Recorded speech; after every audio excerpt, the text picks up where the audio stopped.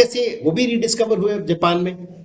ठीक है, उन्होंने दोबारा से इसका शोध करा कि ये बुद्ध ने कहा था, 7 सूत्र थे, उनमें से एक है ये। क्या रीजन है? चलो मैं इसको बता देता हूँ। यूनिफॉर्मिटी लाने के लिए, जब चीज चीज लुप्त हो गई तो दोबारा से यूनिफॉर्मिटी लाने के लिए, ठीक है, एक ही लैंग्वेज रखी गई, क्योंकि जापान में रिडिस्कवर हुआ था। ठीक है, कल आप रेकी का एक सिंबल आपको मिलेगा, वो भी जापानीज लैंग्वेज, जापान की कांजी लैंग्वेज उसी में है। उसका हिंदी में मतलब मैं आपको बता दूंगा तो कुछ और भी बोला जा सकता था। ठीक है, उनके साथ हम रिलेट नहीं करते क्योंकि वो जापान की भाषा है, लेकिन पूरे वर्ल्ड में चलता है। ठीक है, तो यूनिफॉर्मिटी लाने के लिए पूरे वर्ल्ड में क्या, तो कैसे काम कर गया वो, कैसे काम कर रहा है वो? वाइब्रेशन तो चेंज है। जो गुरुजन है ना, जो गुरुजन है उन्होंने तय किया, ठीक है ना, कि अगर ये चीज हमें मिल गई है तो पूरे वर्ल्ड में इसी का ही हम प्रसार करेंगे। जुपिटर, जो टीचर जन होते हैं, गुरुजन होते हैं, वो बृहस्पति होते हैं। तो ठीक है कि अगर हर जगह जाएगा तो हर जगह, कहीं क्यूबा में चले गए, अफ्रीका में चले गए, इंग्लैंड में चले गए, हर जगह भाषा बदल जाएगी। ठीक है ना, तो लोग फिर उसके लुप्त होने के चांसेस फिर रहेंगे। तो एक ही भाषा में रखा गया। आपको समझ आता है या नहीं समझ आता, उसका आपको अनुवाद बता देंगे आपकी लैंग्वेज में, लेकिन आपको उच्चारण उसी में करना है। तो चूंकि पूरा वर्ल्ड उसको उच्चारण करता है, ठीक है, तो उसकी जो वाइब्रेशन है, ट्रस्ट है ना, आपको तो पता है कि ये इसका मतलब ये है, लेकिन अब गुरुजन ने बताया कि आपको इसी भाषा में करना है, इसका अनुवाद हिंदी में करके नहीं बोलना। किसी ने किया भी नहीं। लोटस सूत्रा के बारे में शायद जो बुद्धिस्ट है वो भी नहीं जानते होंगे, पढ़ा है कहीं ना कहीं ग्रंथों में पढ़ा होगा, लेकिन कोई नहीं बोलता। तो चूंकि पूरा वर्ल्ड इसका करता था, गुरुजन ने पूरे वर्ल्ड में इसको चेंज नहीं करा। जापान के गुरु थे, अगर वो इंडिया में लेकर आए या अफ्रीका में लेकर गए, उन्होंने यही कहा, उनका नियम ये रहा होगा। ठीक है, नियम में बांध दिया कि हर कोई यही करेगा, तो उसकी फ्रीक्वेंसी पे धीरे धीरे करके बनती गई। हमारा ट्रस्ट फैक्टर है कि पूरी दुनिया ही कहीं भी रहती हो, वो उस मंत्र का चैंट इसी भाषा में करते हैं, जापान की कांजी लैंग्वेज। ठीक है, तो दोनों बातें अपनी जगह ठीक है कि अगर हम किसी भी मंत्र को, आजकल नवरात्रि चले तो दुर्गा स्तुति है, आप इंग्लिश में अनुवाद कर दोगे उसका तो मजा थोड़ी ना आएगा, आप माता के साथ जुड़ोगे ही नहीं। ये बिल्कुल परफेक्ट बात है, लेकिन कुछ एक्सेप्शन केस भी होते हैं कि ये छोटा सा मंत्र है, पूरे वर्ल्ड में टीचर्स ने बोला कि इसी नाम से होगा। ठीक है, ऐसे ही रिकी को जब मिकाई ने करा तो दो इसमें इसमें जो स्टोरीज हैं, कुछ लोग बोलते हैं कि जैसे भगवान क्या करते हैं कि अपनी जो विद्या अगर इस धरा को देनी हो, सब कुछ तो ऊपर वाला ही करता है, ठीक है, हम तो कुछ भी नहीं है, तो किसी न किसी को वो पात्र बनाते हैं। आपने कोई ऐसी टेक्निक कभी एक्सपीरियंस करी है, जो सुना है? शफा पता है? शफा, बख्श, ये वर्ड पता है? बख्श पता है? कि जैसे मुझे कोई विद्या आती है तो मैंने ऐसे करके प्रियंका जैन के सिर पे हाथ रखा कि जाओ आपको दे दी, और वो गई। कभी सुना है ऐसा? किसी ने एक्सपीरियंस किया है? नहीं किया? किसी ने ऐसा एक्सपीरियंस किया है कि कोई व्यक्ति ज्योतिष नहीं है लेकिन वो सब कुछ आपको बता सकता है? ज्योतिष नहीं है, काली विद्या, काली विद्या बोलते हैं उसको।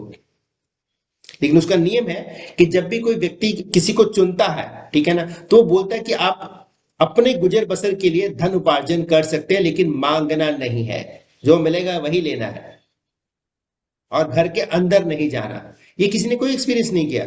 छोटे शहर, सारे बड़े शहरों में रहने वाले जो भी 40+ है, उन्होंने ये, उनको अपने पेरेंट्स से पूछना, काली विद्या वाले लोग होते हैं, सामने सामने कलर के गलियों में घूमते हैं, घर के अंदर नहीं आते। यस, अमृतवीर कौर। हाँ जी सर, ये एक्सपीरियंस मैंने किया है।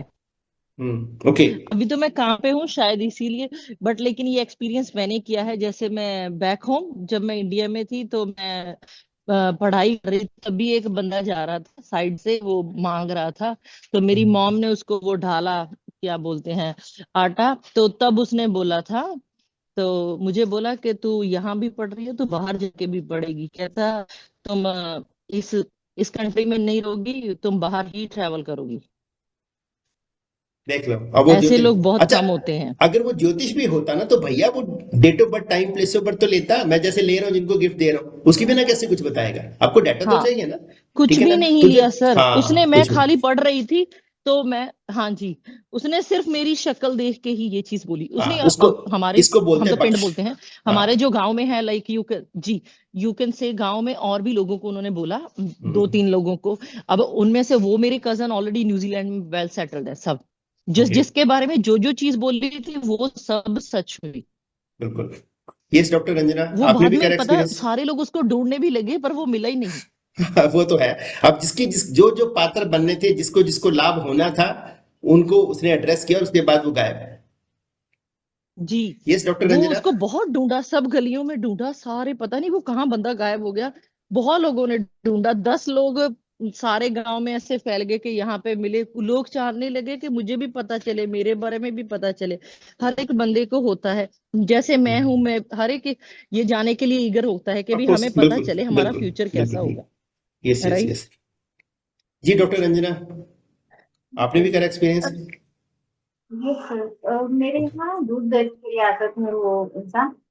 तो उन्होंने कभी कुछ ऐसा पढ़ाई नहीं किया था, कुछ सीखा नहीं था।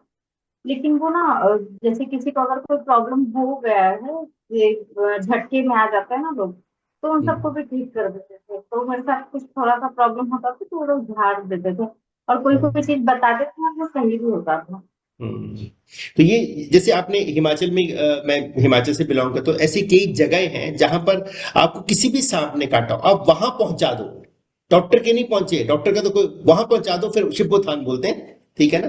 तो सुना होगा, ये पठानकोट से 30-40 किलोमीटर दूरी पर है, तो कुछ नहीं होता, फिर जो जो मर्जी सांप हो, अगर वहां पहुंच गए, उस जगह कोई बख्श है, ठीक है ना? तो ऐसे ऐसे ही ये बोला जाता है कि भगवान ने उनको पात्र बनाया है, और जब वो मेडिटेशन करे थे तो यहाँ पर उनको जो है वो स्ट्रोक, लाइटनिंग स्ट्रोक हुआ, और उनको ये टेक्निक मिल गई। कुछ लोग बोलते हैं कि वो एक्सप्लोर कर रहे थे, वो चाहते थे कि मैं इस धरा पे पैदा हुआ तो मैं जीवन में कुछ तो करूं लोगों के लिए। तो वो काफी बुक्स पढ़ते थे, उनमें उससे जो इंडियन बुक्स है, अलग अलग तरह की, चाइना की, जापान की, सब पढ़ी, ठीक है? उनको ये हीलिंग टेक्निक के बारे में फिर ज्ञान हुआ, और फिर बाद में उन्होंने मेडिटेशन के दौरान फिर इसको कंपाइल करा। फिर 21 दिन उन्होंने प्रैक्टिस करी, मेडिटेशन करा, ठीक है? उसके बाद वो जब नीचे आए हैं, अपने गांव में आए, तो उन्होंने लोगों पर अप्लाई करना शुरू किया, और बड़े खुश हुए कि वो लोग ठीक होना शुरू हो गए, ठीक है, जो भी प्रॉब्लम में थे। फिर उन्होंने अपना स्थान चेंज किया कि भाई मैं विद्या को आगे बढ़ाऊं, कई लोग जो थे मेरे साथ जुड़ने वाले, उन अपने शिष्य बनाऊं। फिर कुछ टाइम के बाद जब वो वापस आए तो वो लोग पहले से ज्यादा प्रॉब्लम में थे। तो उन्होंने फिर, उनको बड़ा सेटबैक लगा कि भी लोग ठीक होने के बाद दोबारा क्यों प्रॉब्लम में आ रहे हैं, और भी ज्यादा बदतर हालत में हो गए, ठीक है? फिर उन्होंने दोबारा जब इसको पढ़ा, स्टडी करा, पहले मिस हो गए थे, कि एनर्जी एक्सचेंज। अब ये समझें कि अगर कोई व्यक्ति बीमार है, उसके दो कारण होंगे, एक अनुवांशिक, है ना? ऐसे कई लोग होंगे, हम जैसे सब लोग हैं, ठीक है? किसी के फैमिली हिस्ट्री में स्किन का प्रॉब्लम है, किसी की फैमिली हिस्ट्री में हार्ट का प्रॉब्लम है, तो जरूरी नहीं कि हो, लेकिन चांसेस होते हैं कि अगर आप कैजुअल रहे तो वो समस्या आपको हो जाएगी, है ना? वो आनुवांशिक है। तो इसका मतलब हुआ कि पिछले जन्म के कर्म की वजह से तो आपको ये पेरेंट्स मिले, फोर फादर्स मिले, ठीक है ना? कि आपको भी ये स्किन की प्रॉब्लम या ऐसी प्रॉब्लम, कोई भी एबीसी प्रॉब्लम आपको हो सकती है, ठीक है? या फिर आपको, आप बिल्कुल सही है, बिल्कुल फिट एंड फाइन है, लेकिन आपका खान पान कुछ ऐसा आपने कर लिया, ठीक है ना, कि अब आपको समस्या रहनी शुरू हो गई है। तो दोनों केसेस में कहीं ना कहीं आपके कर्म जुड़े हुए थे, राइट? अब आप हीलर के पास जाते हैं, डॉक्टर के पास जाते हैं, ठीक है ना? वो आपको मेडिसिन देता है, आप खाते हो, ठीक हो जाते हो, खत्म। तो क्या होगा इस केस में? आप जो है कैजुअल रहेंगे कि भाई मेरे को प्रॉब्लम होनी है, मैंने वहां पे जाना है, ठीक है, दवाई लेनी है, खा लेनी है, जैसे रोटी खाता हूं, उल्टा सीधा फास्ट फूड खाता हूं, कोई बात नहीं, मैं अपनी जीभ के मुताबिक मजे लूंगा, जब मुझे दिक्कत आएगी मैं दवाई खा लूंगा, ठीक है? इसमें क्या होगा कि जो व्यक्ति ने आपको ट्रीट करा, उसने आपके कर्मों में इंटरफेरेंस किया, तो ना वो आपके लिए अच्छा, ठीक है, और ना उस व्यक्ति के लिए अच्छा।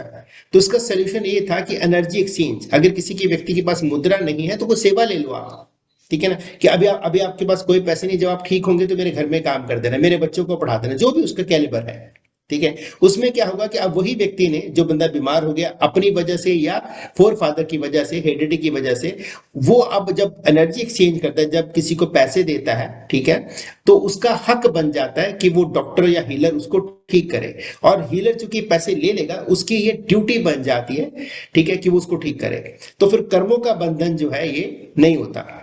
इंडिया में एक बड़े स्पिरिचुअल गुरु हैं, बहुत ही, मैं भी उनको बड़ा अच्छा मानता हूँ, वो कभी कभी कहते हैं कि हीलिंग नहीं करना चाहिए। अच्छा, आप में से किसी ने सुना है कि हीलिंग नहीं करनी चाहिए? सभी के अपने अपने कर्मा होते हैं भाई, कर्मों में दखल नहीं करना चाहिए, सुना है किसी ने? Yes mini. सर मैंने सुना है मेरी गुरु से कि आपके कर्म करते हैं अगर आप ज्यादा किसी की पास्ट लाइफ में जाते हैं, क्योंकि